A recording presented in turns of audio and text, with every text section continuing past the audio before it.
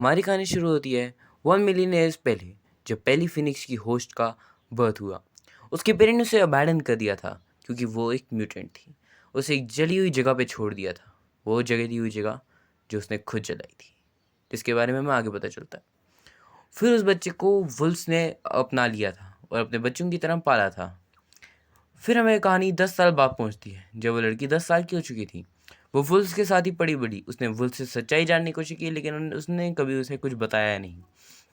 वो वल्चर्स को लड़ती, और उसकी कहानी मतलब ऐसी ही चल रही थी, एक नॉर्मल लाइफ, एक ट्राइबल लाइफ। वो कभी पंछियों पे हमला करती तो कभी पंछियों से डर रही थी। लेकिन एक दिन उसको एक बच्चा दिखा जो कि एक म्यूटेंट था, 1 आइड म्यूटेंट, एक का साइक्लोप्स बोल सकते हैं। फिर एक और बड़ा म्यूटेंट उसको सामने दिखा, पर उसके सामने एक सबसे अच्छा म्यूटेंट था उस टाइम का प्रोफेसर एक्स भी उसे कह सकते हैं, जिसको कहते थे हाई वॉकर। जिसने उसको कहा कि तुम हमारे साथ चलो क्योंकि तुम हमें बिलोंग करती हो। हाई वॉकर उसको फायर एयर के नाम से बोलती थी, fire hair, sorry for the pronunciation.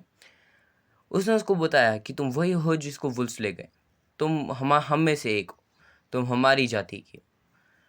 लेकिन फिर उस लड़की ने अब वुल्स को बाय कहा और उन्हीं के साथ चली गई। उसको वहाँ अपने जैसे और म्यूटेंट्स दिखे, वो सब साथ में रह रहे थे। वो हाई वॉकर उसको समझा रही थी कि तुम्हें अपनी पावर्स को कंट्रोल करना सीखना होगा, पर उससे पहले ही वहाँ ह्यूमंस हमला कर देते हैं। वो लड़की ह्यूमंस को फील कर पा रही थी। वो लड़की ये जानती थी कि उन्हीं ह्यूमंस के अंदर बहुत हेटेड थी उनके लिए, वो उनसे बहुत नफरत करते थे। लेकिन हाई वॉकर उन ह्यूमंस को जाके रोकती है और सारे म्यूटेंट्स को पीछे हो जाने को कहती है। वो उन्हें समझाने की कोशिश कर रही थी कि ये गलत है, तुम वापस चले जाओ, हम सही से रहेंगे।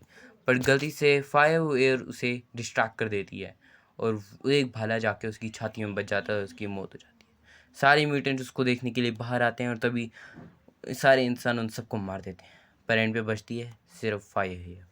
वो बाहर जाती है तो वहाँ से वो वल्चर्स थे, उसके सामने डेथ थी और अब वो कुछ नहीं कर सकती। वो तो लेट गई मरने के लिए, लेकिन तभी वो सोचती है कि ये जली हुई जगह आई कहाँ से, और फिर फीनिक्स उसको ले लेती है और वो बनती है the first host of Phoenix. फिर उन सारे इंसानों को वहाँ मार देती है जिसने उनको हमला किया था। उसे सारी सच्चाई पता चलती है कि वो क्यों बनी है।